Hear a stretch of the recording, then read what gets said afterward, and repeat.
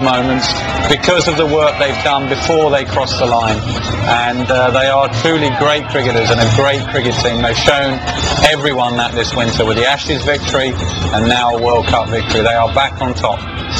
Some of those players, of course, Michael, are going to be fading from the international scene pretty soon. Matthew Hayden, of course, will be coming towards the end of the road. Adam Gilchrist, we mentioned, might be getting close to retirement as well. McGrath goes here today.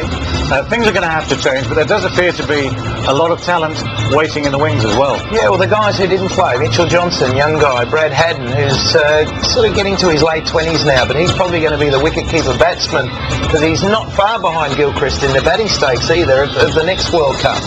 And, Sean Tate's coming through nicely, Michael Clarke is developing, and there are other guys who will be pushing for selection in the next couple of years. I think that's what's exciting about Australian cricket. There hasn't been a lot of opportunity for the youngsters. That's why the average age is in the early 30s. But in the next 2 years, some young stars will be able to emerge. There will be spots for them. And, I just think the Australian culture is one that will continue to breed these intense,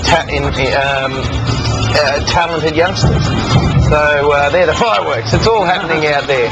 But it's going to be an interesting phase for Ricky Ponting to be leader of, because he's got a huge responsibility, because it's not going to be as easy to be as dominant in the near future.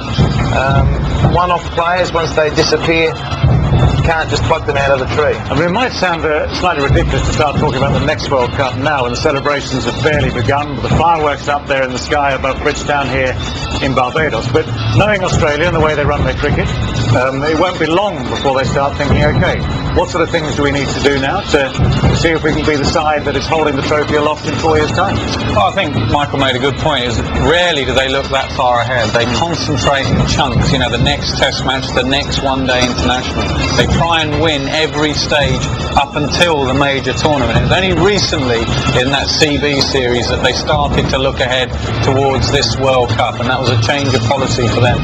So they will gradually replace these players, they generally do. McGrath and Warne are virtually irreplaceable, Shane Warne in particular.